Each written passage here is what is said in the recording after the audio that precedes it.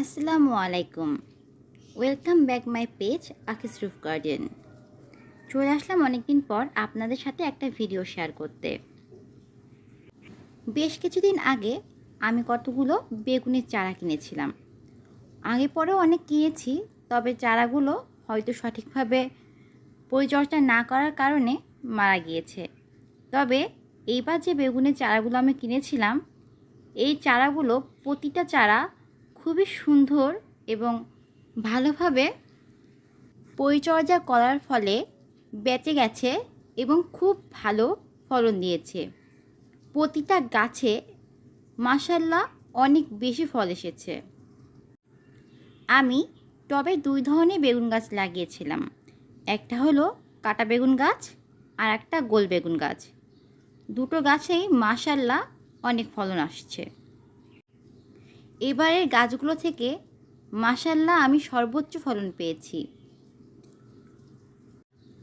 গাছগুলো লাগানোর পরে আমি মাটিতে সবসময় নিমখোল, হাড় গুঁড়ো, শিংকুচি এগুলো দিয়েছি এবং নিয়মিত দেওয়ার ফলে গাছগুলো পুষ্টি পেয়েছে এবং সঠিক পুষ্টিতে প্রতিটা গাছে অনেক অনেক অনেক ফলন এসেছে মাশাআল্লাহ। আমি আপনাদের সাথে প্রতিটি গাছ শেয়ার করার চেষ্টা করছি। প্রতিটা গাছে দেখুন কী পরিমাণ বেগুন হয়েছে। লম্বা গোল 2 প্রজাতিরই বেগুন আছে।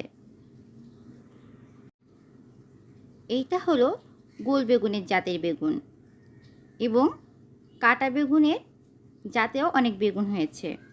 এই যে এই বেগুনটা দেখতে পাচ্ছেন, এটা হলো কাটা বেগুন গাছের।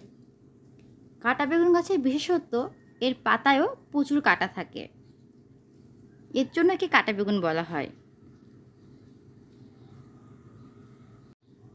গোল বেগুনের জাতের মধ্যে লম্বা এবং গোল দুটো বেগুনই আমি লাগিয়েছিলাম। মোটামুটি যে কয় জাতের পাওয়া যায় তার মধ্যে ভালো ভালো দেখে 2-3টা জাতেরই বেগুন গাছ আমি লাগিয়েছি এবং মাশাআল্লাহ তাতে প্রচুর ফলন এসেছে। প্রতিটা গাছ থেকে 2টো, 3টা, 4টা এমনকি 5টা করেও আমি বেগুন পেয়েছি। এই বেগুন গাছগুলো যদি সঠিক পরিচর্যা করে বাঁচিয়ে রাখা যায়, তবে এর পরবর্তীতেও এই বেগুন গাছগুলো আবার ফলন দেবে এবং এবারের থেকে অনেক বেশি ফলন দেবে। এই বেগুন গাছে সেরকম কোনো কীটনাশকই ব্যবহার করা হয়নি, তবে মাশাআল্লাহ এই বেগুনগুলোতে কোনো পোকা হয়নি। প্রতিটা বেগুনই সুন্দর হয়েছে। আমি সব বেগুনগুলো তুলে নিয়েছি। আরও কিছু বেগুন আছে, সেগুলো ছোট, সেগুলো পরবর্তীতে তুলতে হবে। যদি ভিডিওটি ভালো লাগে আমাদের সাথে থাকবেন, চ্যানেলটি সাবস্ক্রাইব করবেন। আসসালাম।